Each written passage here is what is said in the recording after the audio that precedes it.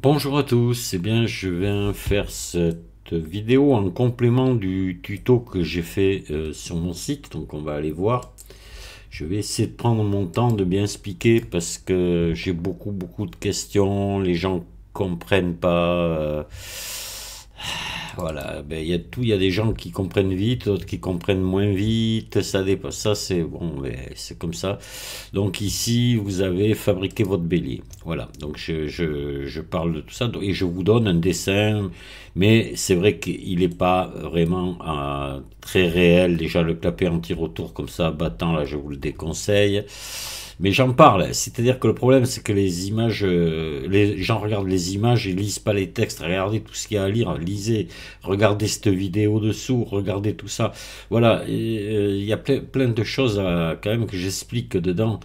C'est vrai notamment ici quand je montre la photo de la crépine, ben ici ce nombre de rondelles là il doit pas exister, mais je le dis dedans dans le texte. Il n'y a pas besoin de tout ça. La tige filetée elle est beaucoup trop longue, elle déséquilibre le clapet. Il faut qu'elle soit beaucoup plus courte que ça. Enfin bref, voilà. Généralement avec les deux écrous là sur la tige, ça suffit parce que normalement il n'y a pas de poids à remettre sur un clapet de bélier.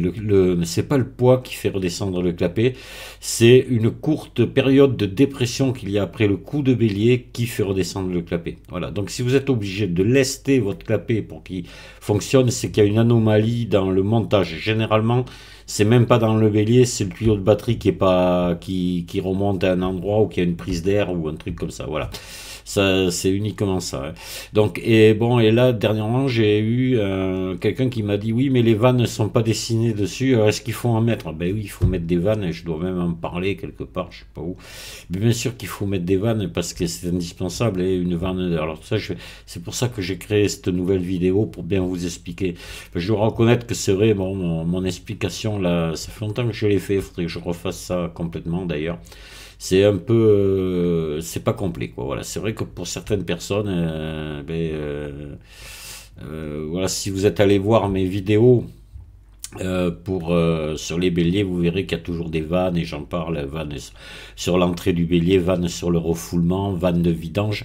Voilà, donc là sur aussi ce que je dis lorsqu'on est sur la page d'accueil, que vous ouvrez ma page d'accueil comme ça, vous avez ici tout un tas de rubriques à côté. Allez les voir, regardez ce qu'il y a dedans, parce qu'il y a plein de conseils, il y a... Voilà, Alors, peut-être d'ailleurs que fabriquer votre bélier, j'avais le bélier pour... voilà, bélier pour élèves. Et là, je crois que les vannes, je les représente dedans, vous voyez, voilà. Là, ça y est, par contre, ici. Sur cette vous voyez, il y a tout le montage complet là. Voilà. Euh, donc il faut regarder les deux, quoi, parce que c'est vrai que là vous avez toute la liste complète de pièces qu'il vous faut. Alors maintenant, ce qui va devenir difficile de trouver, c'est la crépine. Voilà, la crépine comme ça là, on en trouve, mais alors elles valent plus rien. Elles sont vraiment trop petites. Mettre une tige de 6 comme je dis à un moment donné et ça devient c'est même impossible. On peut mettre du 5 au maximum, c'est tout, parce que ce sont des bonnes crépines de qualité, on n'en trouve plus. Alors ça, c'est un problème. Ça c'est un peu embêtant, quoi. Voilà, la crépine comme ça, là, voilà, comme celle-ci. Et là, celle-ci, c'est une crépine de qualité qui est beaucoup plus grosse que celle que l'on trouve maintenant dans les magasins de bricolage, beaucoup plus massive. Et là, bien évidemment, pour installer une tige filetée de 6 il n'y avait aucun problème. Maintenant, on n'y arrive plus. Donc là, il va falloir que j'essaie de trouver une autre façon de fabriquer un clapet. Mais parce que j'en explique bien une autre façon là, avec un clapet Europa. Je l'explique comment la fabriquer, mais c'est vrai que c'est plus compliqué. C'est moins à la portée d'un bricoleur que ça. Donc je sais pas, ça fait un moment que j'y réfléchis pour trouver quelque chose. Dès que je trouverai, je viendrai en parler. Donc soyez assez vigilants dans l'achat de la crépine. Il faudrait trouver encore des bons modèles assez massifs, assez gros. Voilà, c'est vrai que c'est un problème. Puis après au niveau fiabilité dans le temps c'est pas merveilleux parce que si vous dépassez Si vous dépassez 1,50 m de chute, après elle fait pas long feu, hein. Si vous commencez à attaquer des chutes 3 mètres par exemple, vous allez être obligé de remplacer le joint extrêmement souvent dedans, hein. Voilà. Bon, ça c'est vu.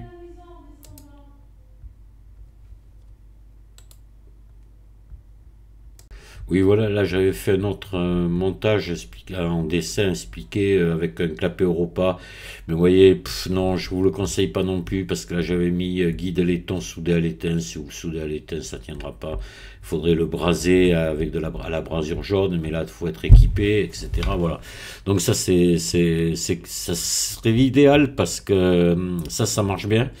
Les clapets Europa, ben, on en trouve, voilà, mais bon, là il faut quand même un peu plus d'outillage, un peu plus de savoir-faire. Voilà, bon, ça c'est pour ça que bon, j'ai pas trop développé là-dessus. Euh, Maintenant, voilà, le plus simple évidemment reste avec la crépine, mais encore faut-il en trouver une bonne. Voilà, donc je vais continuer mes explications, puisque là au sujet de mon site, je vous ai à peu près tout dit. Alors voilà, sur mon site, vous avez l'adresse aussi de ma chaîne pour les vidéos, hein. Donc vous pouvez aller les voir, là c'est énorme le nombre de vidéos qu'il y a, hein. Et notamment une que je vous invite à regarder, c'est...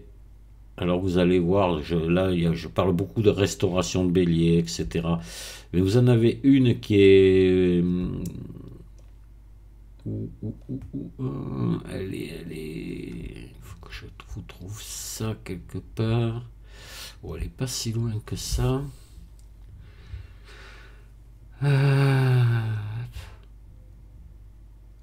Voilà, elle est ici. Vous voyez, elle n'est pas très loin du début. 1, 2, 3, à la 4e ligne ici. Voilà. C'est une vidéo qui s'appelle Le bélier, vous et moi. J'explique beaucoup de choses dedans, notamment comment se servir de mon site. Je vous dis aussi qu'il y a un tableau pour calculer les longueurs de batterie en fonction de la hauteur de chute et de refoulement. Ça ne se fait pas au hasard. L'histoire des 5 fois, j'en parle, 5 fois la hauteur de chute que je donne dans mes explications.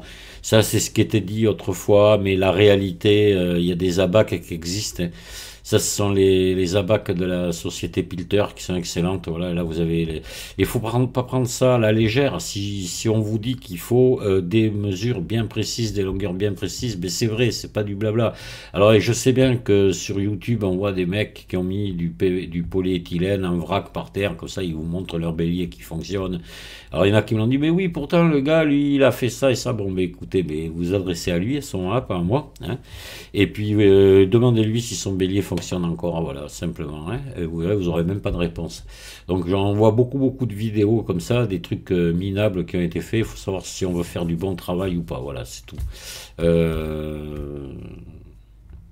Ouais, il y en a qui m'ont mis des pouces en bas parce que là ils se sont reconnus dedans, parce que là j'ai un petit coup de gueule dedans, je m'adresse à ce que j'appelle des bricolos, pas bricoleurs mais bricolos, vous voyez. Et donc là, hop, pouce en bas, ça plaît pas. Bien sûr, les gens se reconnaissent dedans. Bon, c'est pas grave. Voilà, bon, regardez cette vidéo, elle est longue un petit peu, mais ça va vous aider. Voilà, déjà, ça sera pas mal. Alors on va revenir maintenant sur le vif du sujet, je vais revenir, voilà, donc l'histoire des vannes, tout ça. Donc voilà comment doit être monté un bélier de base, quoi. Alors, vous voyez là je l'ai en couleur, je vais vous le passer en noir et blanc pour vous détailler tout, ça sera mieux, ça sera plus facile à voir. Voilà, on va passer comme ça, on voit beaucoup mieux pour expliquer, on n'a plus la couleur, mais bon. Donc voilà, de quoi est composé ce bélier. Donc là, vous avez un clapet de choc. Là, c'est pas une crépine, c'est un clapet de choc fabriqué à partir d'un clapet Europa. J'en ai fait comme ça c'est voilà, ce que je vous disais, c'est hyper bien, quoi, hein. Mais bon, vous pouvez imaginer que c'est une crépine. Donc là, on est ce que j'appelle le montage en butée, pas en répartition. C'est-à-dire que l'eau arrive là, vous avez la vanne d'entrée ici, et vous avez la cloche en premier et le clapet après. Pour le montage en répartition, c'est le contraire. Alors, avantage, inconvénient des deux. Moi, j'avais lu et j'ai pu le contrôler qu'il y avait un gain de rendement en en inversant, c'est-à-dire en mettant l'ensemble clapé ici à la place et ça, tout cet ensemble-là de l'autre côté. Voilà. Il y a un inconvénient. Si vous montez un reniflard, si vous mettez un reniflard en entrée ici, là il va fonctionner. Et si vous inversez, il ne fonctionnera pas. Pourquoi? Parce que tout simplement, le reniflard ici, comme son nom l'indique, va renifler des bulles d'air, va faire en sorte de faire rentrer des fines bulles d'air ici. Et là, bon, la bulle d'air, elle va choisir le chemin le plus court, elle va partir ici, monter dans la cloche. Si c'est le contraire, si vous avez votre clapet de choc ici et la cloche derrière, mais la bulle d'air, qu'est-ce qu'elle va faire? Elle va monter dans le clapet et s'évacuer par le clapet, elle ira jamais dans la cloche. Voilà. Donc le montage, si vous avez un reniflard, il vous faut un montage en butée. Après, si vous n'avez pas de reniflard, que vous mettez par exemple un ballon à vessie ici pour éviter de... Alors ça c'est bien le ballon à vessie, à condition qu'il soit assez solide, hein, parce que ça dure pas longtemps sinon. Donc là il faut y mettre le prix. Tant qu'à faire, avoir un truc, il faudrait même mieux qu'un ballon à vessie, il faudrait ce qu'on appelle un amortisseur, ce qu'ils appellent des amortisseurs hydrauliques, quoi. Mais ça coûte 350 €, hein. Voilà, donc bon. Voilà, donc si vous avez un ballon à vessie, pareil, vous pouvez le monter en répartition, c'est-à-dire à l'inverse. Je vais vous faire voir. Donc, avant, je vais quand même finir de vous parler des vannes. Donc, les vannes, vous en mettez une à l'entrée. Elle est indispensable. Je vais vous expliquer après pourquoi. Moi, ce que je conseille toujours, c'est de mettre ici un raccord démontable entre la vanne et le bélier. Pourquoi? Parce qu'imaginez que vous vouliez faire de la maintenance sur votre bélier, que vous voulez le démonter. Eh bien, l'eau, vous avez tout le temps l'eau qui arrive là, à part de pouvoir mettre un bouchon en haut au captage de l'eau, mais c'est quand même beaucoup plus pratique de couper ici cette vanne, de dévisser ici la bride qui tient votre bélier à cet endroit-là, et de dévisser ici le raccord 3 pièces, et hop, vous sortez votre bélier. Ça, c'est ce qu'on appelle un raccord 3 pièces, ou raccord union, hein. Voilà, donc il est en 3 parties, il s'est monté sans joint, c'est conique, ce sont des raccords qui sont en fonte, ils existent aussi en laiton, mais bon, c'est beaucoup plus cher, donc en fonte, ça va très très bien, hein. Voilà, c'est pour ça que vous voyez, je lui ai mis une texture fonte un petit peu pour le différencier du reste. Donc il suffit de dévisser l'écrou ici et hop, l'ensemble comme ça s'en va, ça se sort. Voilà, c'est très très pratique pour démonter le bélier, donc ça je vous conseille d'en mettre un. Voilà. Ensuite, un socle comme ça. Un socle, il faut que votre bélier soit fixé et de niveau. Ça, c'est impératif aussi. Quand j'en vois qui sont bloqués avec des pierres, ça fait, voilà, c'est du travail de bricolo, quoi. Ça, c'est du travail de bricoleur à la limite, et le reste, après, c'est du travail de bricolo. Ça, c'est comme les tuyaux de batterie en plastique et tout. Bon, si vous aimez le plastique, je crois qu'on en parle assez souvent du plastique maintenant, les pollutions, là, tout ce qu'on veut. Puis le plastique, c'est souple, c'est pas l'idéal pour un bélier. Donc je sais que je me fais pas des amis quand je dis ça, parce qu'il y a de plus en plus d'adeptes du plastique, et même des écolos qui, j'ai vu, qui ont fait des installations chez eux soi-disant écologiques. On voit du plastique partout, on voit des pointes dans des arbres plantés avec des fils de fer qui pendouillent. Enfin, on voit des trucs minables comme ça me révolte. Voilà. Donc là, vous faites ce que vous voulez du plastique, mais mettez du plastique si vous voulez. Moi, je mets pas de plastique sur un bélier, c'est de l'acier, c'est tout. Voilà. Pareil, de l'inox à la limite, si vous avez de quoi le travailler, parce que c'est pas forcément plus cher que l'acier, mais bon, de l'acier ça va très bien, de l'acier galva, terminé. Alors voilà, les vannes, donc la vanne d'entrée, ok. Ah, voilà, elle va servir aussi à autre chose, on va le voir. Donc ici, moi sur mon dessin, sur mon site, sur les dessins que je fais, je vous mets une croix ici. Alors très bien, une croix mâle, à condition d'en trouver. Ça existe, mais ça pour les trouver, c'est un peu... c'est très difficile. Donc, ce que vous faites, vous mettez un T, comme ça, un mamelon, un autre T, comme j'ai fait là. Vous voyez, il y a le T... alors, attendez. Hop. Il y a un T ici, un mamelon ici, un autre T ici. Voilà. Hop. Et puis là, vous mettez en bout la vanne de refoulement sur laquelle vous allez venir monter votre tuyau de refoulement. Alors là, il y en a qui vont me dire, mais il faut un raccord au bout. Ben oui, il faut un raccord. Je ne l'ai pas mis là parce que suivant le tuyau de refoulement que vous allez mettre, le raccord ne sera pas le même. Donc là, il vous faut un raccord, oui, effectivement, qui est vissé sur la vanne et sur laquelle va venir se fixer votre tuyau de refoulement. Et ici, une vanne de vidange. Voilà, pour pouvoir vidanger la cloche. Voilà, ou faire tomber la pression, si vous voulez, celle-là aussi, elle est indispensable. C'est même si vous mettez un ballon à vessie, il vous faudra quand même une vanne de vidange pour pouvoir faire l'apport d'air. Parce que si vous faites l'apport d'air en charge, eh bien, la pression que vous allez mettre dedans sera fausse. Quand on fait l'apport d'air sur un ballon à vessie avec un gonfleur, on arrête le bélier en coupant la vanne d'arrivée ici, on ferme la vanne de refoulement, on ouvre la vanne de vidange pour tout mettre à zéro en pression, et on fait la pression dans la vessie. Voilà, sinon c'est complètement faux si on laisse en pression le corps du bélier. Voilà. Donc voilà, on va revenir au bélier simple comme ça. Le bélier simple, au bout d'une cloche, suivant sa taille, au bout de 3 4 jours, ben elle est pleine d'eau. Hein. Voilà, donc ça, c'est une des contraintes du bélier. Hein. C'est le bélier, mais il faut aller remettre de l'air dedans.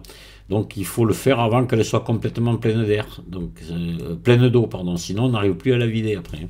Il faut la démonter pour pouvoir la vider. Donc ça c'est pas amusant. Donc là il faut se fixer un calendrier, dire j'y vais tous les 3 jours et par exemple tous les 4 jours, ça dépend. C'est le premier coup ou quelques premières fois on se fait avoir et après on arrive à voir à peu près la fréquence à laquelle il faut les remettre de l'air. Donc pour remettre de l'air, eh bien il va falloir déjà commencer par fermer l'arrivée d'eau. Donc voilà l'utilité de la vanne. Il va falloir arrêter le bélier. Donc, pour l'arrêter, on ferme la vanne ici, le bélier s'arrête. Il va falloir aussi pouvoir isoler le refoulement. Ça serait bête d'aller revider tout son refoulement pour rien. Donc la vanne de refoulement, on ferme la vanne de refoulement, comme ça tout le tuyau de refoulement reste plein et ça facilite aussi le redémarrage du bélier parce que tant que le tuyau n'est pas plein ou en partie plein, il faudra aider le bélier ici pour le faire démarrer. Le premier jour, quand vous le démarrez, il faut l'aider. Et pourquoi? Parce qu'il n'a pas de charge derrière. Et tandis que là, si vous avez votre vanne, vous fermez la vanne, le tuyau reste plein. Donc vous fermez votre vanne d'entrée en premier, votre vanne de refoulement ici, et vous ouvrez ici votre vanne de vidange. La cloche va se vider, vous la laissez se vider. Une fois qu'elle est vide, vous refermez ici votre vanne de vidange. Vous réouvrez votre vanne d'arrivée. Vous ouvrez votre vanne de refoulement et hop, pour relancer le bélier, là il va redémarrer au quart de tour parce que ça vous aurez votre tuyau qui est plein là. Voilà. Sinon, quand le tuyau est pas plein, il faut fermer la vanne de refoulement, démarrer le bélier, laisser tourner un moment vanne fermée, pas loin je veux dire une minute, ouais, environ une minute, pas trop non plus. Et à ouvrir tout doucement, tout doucement, tout doucement la vanne de refoulement progressivement et après voilà, ça fonctionne. Sinon, si votre tuyau est plein, aucun souci, ça va redémarrer au quart de tour. Voilà. Donc ici, vous avez un clapet anti-retour hein, qui est dans le bon, ce qu'il faut mettre dans le bon sens, évidemment, la flèche dans ce sens-là, hein, le clapet. Voilà. Voilà à peu près à quoi doit ressembler votre clapet de votre bélier de bricoleur. Hein. Donc maintenant, on va le faire. Hein, si vous voulez, vous allez voir, c'est pas très très long à faire. Je vais vous l'inverser pour vous le passer en répartition, sachant que butée et répartition sont des termes qui ont été inventés par mon ami Patrick Adangle. Voilà, hein, c'est pas des termes techniques que vous trouverez dans les livres sur les béliers, etc. Il n'y a pas grand-chose sur les béliers, mais bon. Il a inventé ces deux termes. Patrick est un ancien hydraulicien hein, à la retraite. Et j'ai trouvé que, ouais, ben, il avait trouvé les bons termes quelque part. Bon, voilà. Donc je vous le dis en passant. Salut à Patrick, si tu regardes. Tu vas sûrement regarder. Donc je vais pousser ça ici. Et on va sélectionner tout ça. Je vais tout vous inverser. Voilà. On va essayer de tout prendre là. Hop, et plus ça. Voilà, je vais vous le pousser ici. Hop. À peu près bien. Voilà, on va remonter et lui, on va. Et tout ça, on va le prendre et le mettre ici. Donc là, évidemment, vous voyez que là, ça irait pas trop. Donc là, vous le tournez. Hein. De toute façon, ça n'a aucune importance, ça. Dans le sens qu'il est. Vous pouvez le mettre même comme ça, comme ça, comme ça, comme vous voulez. Là, vraiment, vous avez le choix. Hein. Voilà. On va le replacer à peu près comme il faut. Pas que ça fasse trop désordre. Oula. Hop.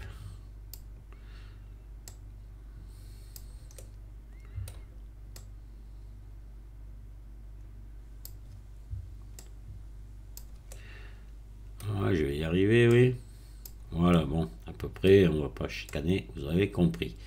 Voilà, maintenant, là, vous êtes sur un bélier en, en répartition, voilà. Alors là, voilà ce que je vous disais, là, vous allez bien le comprendre, hein. Si vous avez un reniflard ici, la bulle d'air va être aspirée, et hop, elle va prendre le chemin le plus court, elle va partir par le clapet de choc, le reniflard sert à rien du tout dans ce cas-là, hein, voilà. Donc bon, il faut savoir ça, hein. Mais c'est vrai, on a fait des essais, mais justement, je crois que c'est avec Patrick Adang. Et puis j'avais lu d'ailleurs, c'est lui qui m'a branché là-dessus, parce qu'il avait vu ça sur je crois, c'est un fabricant australien qui en parlait de ça. Et il m'avait dit, Patrick, je me souviens, il m'a dit, t'as vu les béliers australiens, ils font l'inverse, parce que moi je montais toujours comme un Walton, comme un Pilter, comme presque tous les béliers, sauf les bolets. Ah ben, les béliers bolets, ils sont montés comme ça, hein. Voilà, hein. Ils sont montés en répartition, hein. Et les béliers bolets, c'est très vieux, et bolets savait ce qu'ils faisaient, hein. Donc vous avez le clapet d'abord, la cloche après, dans le sens de l'eau. Voilà.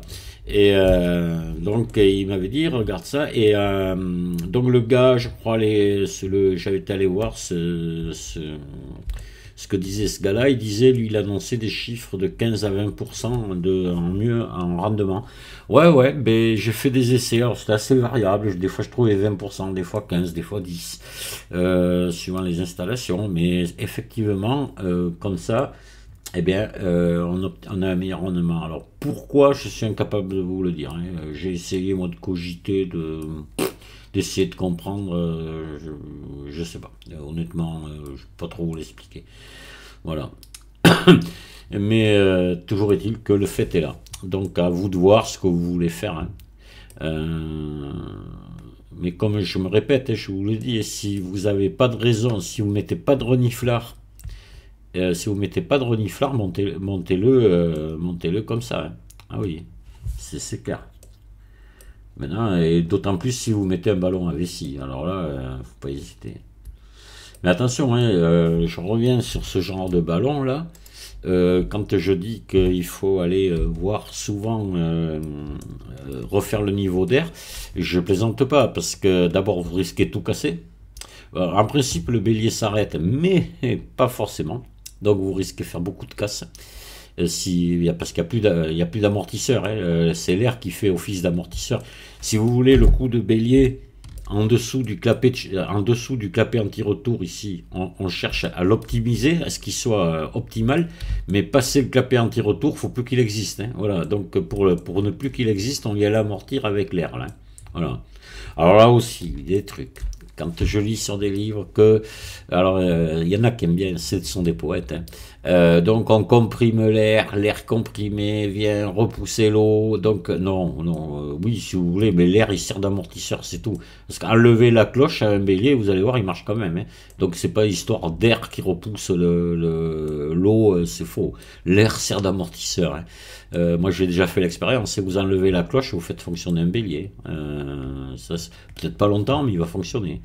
Les béliers sans cloche, ça fonctionnait. Mais par contre, je vous dis pas la violence des chocs, hein. Et puis ça marche pas longtemps, hein, parce que ça vient il se crée des ondes de retour, parasites, etc., qui rentrent en conflit avec le clapet de choc, etc. Bon, ça fout le bazar, et il faut une cloche avec de l'air, donc soit comme ça, soit avec une vessie, mais il faut qu'il y ait quelque chose, hein. Voilà. Voilà, je pense que je vous ai à peu près tout dit. Donc là maintenant, ne me posez plus la question comment on monte un bélier. Voilà comment on le monte, c'est tout, hein. Après, vous pouvez me poser des questions sur comment fabriquer le clapet de choc, etc.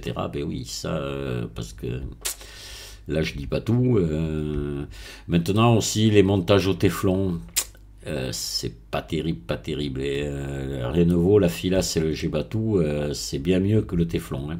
Voilà, à condition de savoir le poser. Alors pour le téflon, je vous le dis en passant, c'est toujours pareil sur ma chaîne des béliers. vous avez une vidéo que j'ai fait où j'explique comment on met du téflon. Voilà, parce que ça, il y en a plein qui ne savent pas mettre du téflon. J'ai même vu des gens, même qui se disent excellents bricoleurs, ben, ils ne savent pas mettre le téflon, hein. Moi, quand je les vois faire, ça me fait rigoler. Bon, c'est pourtant tout bête. Mais alors, je sais plus où elle est cette vidéo. Ça remonte, ça fait un moment que je l'ai faite, hein. Attendez, je vais essayer de vous la retrouver. Démontage crépine. Ah voilà, le démontage de la crépine aussi, parce qu'il y en a qui m'ont dit qu'ils n'y arrivaient pas. Non, c'est plus bas. Hop. Je voudrais bien vous retrouver ça pour vous faire voir où c'est. Ouais, ça doit faire longtemps que je l'ai fait alors. Ça doit être là, voilà. Téflon sur raccord laiton. Vous avez ici ma vidéo ici. Voilà. Si ça vous intéresse. Si vous n'êtes pas sûr de vous à ce sujet. Maintenant, j'ai pas fait de vidéo avec la filasse. Bien dommage. Mais vous allez justement sur les sites de Patrick Adang, vous trouverez, lui, il vous fait des démos pour mettre la filasse. Je sais plus où c'est, mais si on va, je vais vous faire voir quand même mon site. Alors, vous avez ici. J'ai dû mettre des raccourcis vers les sites de Patrick Adang. Voilà. Alors, il en a plusieurs, Patrick, sites. Vous voyez, lui aussi, il vous parle des béliers, tout ça, faut aller voir. Par contre, faites gaffe à Patrick, parce que ça, c'est un truc régional. Pour lui, le bélier, c'est le clapet de choc. Voilà, un bélier, il appelle ça une pompe à bélier. Et le bélier, c'est le clapet de choc pour lui. Donc faites attention quand vous l'écoutez, vous risquez de ne pas comprendre. Je lui ai déjà signalé, mais bon, voilà, dans sa région, on doit dire comme ça. Et voilà, on fait attention, vous risquez à un moment donné de plus comprendre ce qu'il dit, hein. Mais il donne beaucoup d'explications. Et si vous fouillez un peu partout dans ses vidéos, il a fait beaucoup de choses et il vous explique comment mettre la filasse. Vous voyez, il explique beaucoup de choses sur les raccords, etc. Ben, c'était son métier à Patrick, donc il sait ce qu'il dit. Voilà, vous voyez, là il vous parle de la filasse. Voilà, la filasse et téflon. Voilà. Et je crois qu'il a fait des vidéos et vous regarderez. Voilà. Et puis après, il vous donne des raccourcis vers ses autres sites. Alors lui, il vous montre comment il fabrique des clapets, mais c'est pour des maquettes, attention, hein, donc là, vous ne pourrez pas. Là, il vous parle, vous voyez, de la crépine aussi, voilà, comment lui, il la modifie. Mais attention, c'est pareil, je vous dis, pour faire un montage, lui, il soude à l'étain, il brase à l'étain, c'est bien pour les maquettes, mais ne le faites pas pour un bélier qui va servir tous les jours, quoi, voilà. Lui, il parle de maquettes, hein, attention, hein. C'est complètement différent, hein. Enfin, je peux vous dire que son site est vraiment intéressant. En plus, vous pouvez le contacter. Ouais, Patrick, c'est un gars super sympa. Il vous répondra et puis il explique bien les choses. Et, voilà, il est très à l'écoute des gens. C'est vraiment quelqu'un de formidable. Ben, écoutez, je pense que j'ai fait le tour. Voilà, je vous dis merci de m'avoir écouté. J'espère vous avoir été utile. Je vous dis à très bientôt. Au revoir.